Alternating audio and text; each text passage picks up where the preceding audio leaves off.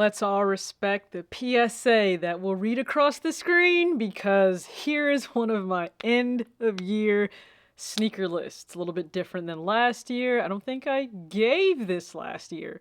So I just want to quickly run down my top 5 Nike SB Dunk Lows, or I should just say Nike SB pairs to release in 2023, because one of these will not be a low, and you can probably guess which pair I'm referring to. But there are some honorable mentions. They just didn't quite make the top 5, and some of them will be collaborations, and then some of them are just regular pairs. Actually, 2 of them are just regular releases. So you have the orange label Wolf Gray and the gum bottom, and I wanted that pair. I discussed that pair last year. It just wasn't in the cards for me. Like, every Nike SB was quite difficult to get. So shout out to Lilac Blonde for ensuring that I secured the Adobe pair that dropped this year. That's also an honorable mention. I did a lace swap. Really love it. And then the Court Purple pair. I think that kind of slid under the radar as well. But it was just such a nice, rich, vibrant, clean color. Classic color blocking we're used to. Similar to the Dodgers pair that released last year, which I absolutely love. Shout out to my friend James for making sure I secured that.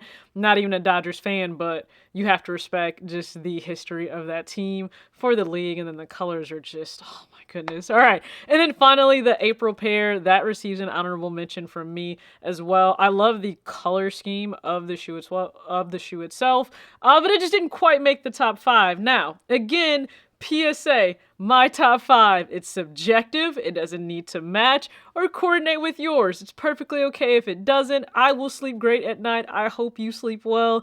If not, they make melatonin for that, all right? So let's run down these top 5. Coming in at number 5, the Nike SB Dunk Low Tightbooth.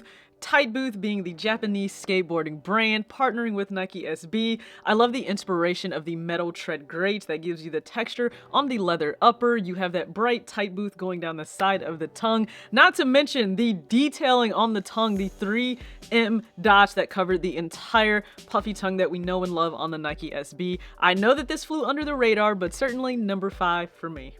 Coming in at number 4, the Nike SB Dunk Low Born and Raised. Now, this was initially meant to really bring home the heritage for Chris Spanto, the founder of Born and Raised, on both the Native American and Mexican side, based within LA. A lot of respect within streetwear itself, and he had in loving memory and one block at a time, paying homage to his own late father, and it was really a bittersweet release with his untimely passing, and I know that that held a lot more significance for some in terms of the shoe, having it in memory of him and everything he did within his community. So it is something of a little bit of a sad note, but why not go ahead and continue to celebrate the legacy he left behind? I'm sure this pair being number 3 will upset quite a few, but that's all right. The Nike SB Air Jordan 4 Pine Green. We brought together the best of both worlds. From Tinker and Sandy Bodecker, you have an amazing in-house creation, but it just kind of showed us that, hey, Jordan Brand, you can do more with the comfort and functionality and updating the tech in these retros. I would love to see more of that, likely not at that $225 price point, but it was the pair that captured so many people's attention on foot, actually skating, and I can't deny it's certainly one of the best SBs we've seen this year. Coming in at number 2, the Nike SB Dunk Low Jarritos. What a moment culturally for sneakers, but then also for the Mexican soda company. And Nike SB, you did exactly what you needed to do, telling the full story. I mean, from insoles to the burlap bag included to the branded Nike SB Jarritos glass bottle. I mean, everything about it just really paid it due respect, and it stayed on everyone's mind the entire year of 2023. So when you think of a great collaboration, a story being told, you have to think of this SB. Coming in at number 1 for me in 2023, the Nike SB Dunk Low Yuto Horigome, paying homage to the park in Tokyo, Japan, where he grew up, honed his skills as the young phenom he is, being the first ever gold medalist in the Olympics for skateboarding. So the colors on this pair, they're not by happen chance, okay? From the marble benches he skated on to the cherry blossoms featured on the insole, and even the feather detailing on the lateral side of the shoe. It all comes together to tell a subtle but champion's story in this Nike SB. So for me, that takes the cake at number 1, but trust me, it was a really difficult choice. when people complain about pairs being difficult to get, listen, as you can see, I don't own a single pair for my top 5 list, but I also refuse to jump through a number of hoops and just rings of fire this year in 2023. I think it was good for my soul and my spirit. I admire these pairs from afar. I'm really happy when friends are able to secure them, or people that I know will truly enjoy them on foot. They wear them casually, they skate in them, and it may even have a very personal cultural moment for you, which I think is amazing. So, short, sweet, my top 5 Nike SBs to release in 2023. I would love to know. Go ahead and drop your top 3. That may be a little bit more difficult for you to list in the comment section, but very curious to know, what would you list as your top 3?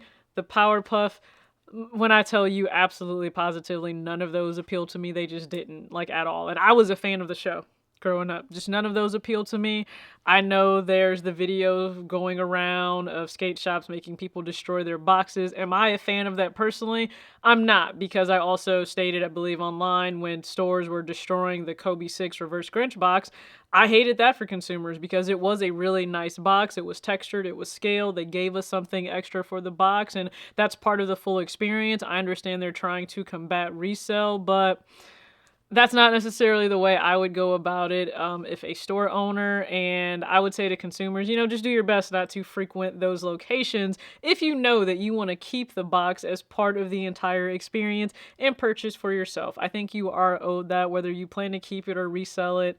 And it just becomes a really gray area. All right, so one list down. I have a few more to go. Another short list of 5 of some of my favorite pairs to drop for a specific brand. See if you can guess what that is. Stay tuned for more. Be sure to check out the recent videos I had on how I chose to style the 86 Low. I know you guys are waiting on that. And then certainly the Kobe 6 Reverse Grinch.